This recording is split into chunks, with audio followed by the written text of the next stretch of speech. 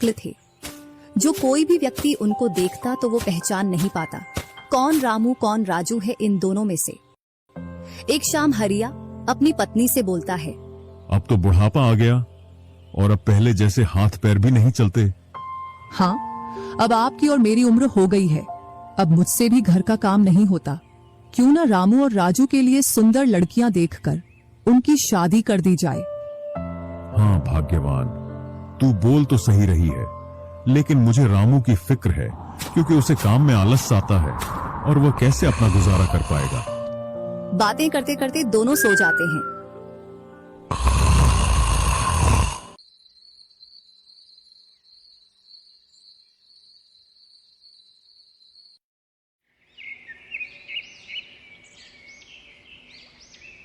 और सुबह उठकर हरिया रामू राजू से बोलता है, तुम दोनों खेतों पर चले जाना और एक खेत को खोद आना जिसमें मैं आकर बीज बो दूंगा।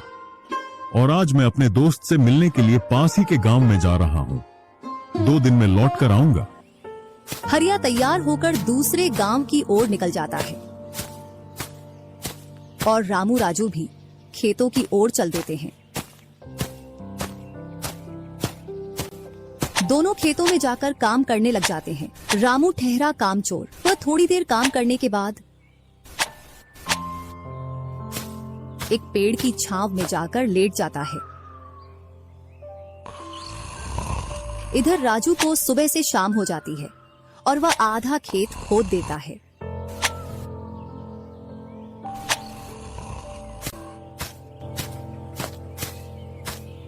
और हरिया भी अपने दोस्त के पास पहुंच जाता है। अरे भाई हरिया, कैसे आना हुआ? तुझसे मिलने की इच्छा हुई तो मिलने आ गया। चल अच्छा है, पहले भोजन करते हैं, इसके बाद गप्पे लड़ाएंगे। दोनों साथ में भोजन करते हैं। हाँ भाई हरिया, सुना सब कुशल मंगल? हाँ भाई, सब कुछ कुशल मंगल है। अब तो तेरे दोनों लड़के शादी के लायक हो गए होंगे। हाँ, दोनों शादी के लायक हो गए हैं और खासकर मैं तेरे पास इसीलिए आया हूँ कि कहीं दोनों लड़कों के लिए लड़कियां देख आऊं।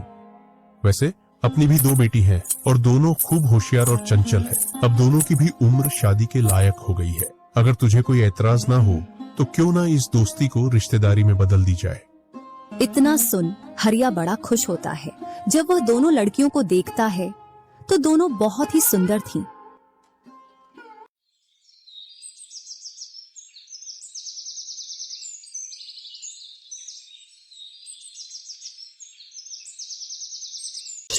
सुबह होते ही हरिया अपने दोस्त से बोलता है, मैं जल्द ही मेरी बहुओं को लेने आऊंगा।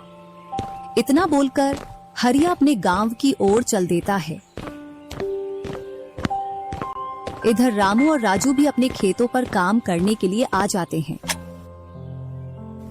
और रामू पेड़ की छांव में जाकर सो जाता है। इधर राजू अपने काम में लगा रहता है। शाम होने को आ जाती है और हरिया भी अपने खेतों के पास आ जाता है। रामू की आंख खुलती है तो हरिया उसको आता हुआ दिखता है, तो वह खेत में जाकर काम करने लग जाता है। चलो घर, अब शाम हो गई और खेत भी पूरा खुद गया है।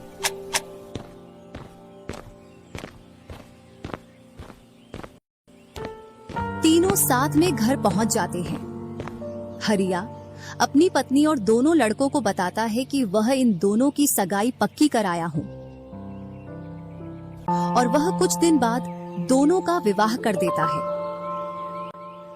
ऐसे ही कुछ वर्ष निकल जाते हैं। हरिया और उसकी पत्नी का स्वर्गवास हो जाता है और दोनों भाई जमीन और घर का बंटवारा कर लेते हैं। रामू अपने आलसी पने की वजह से खेतों में काम करने नहीं जाता और दिन भर घर में ही पड़ा रहता। इधर राजू अपने खेतों में दिन रात मेहनत करता है, जिससे रामू और राजू की फसलों में अंतर स्पष्ट दिखाई देता है। एक दिन रामू राजू से बोलता है, तूने अच्छा खेत रख लिया और मुझे यह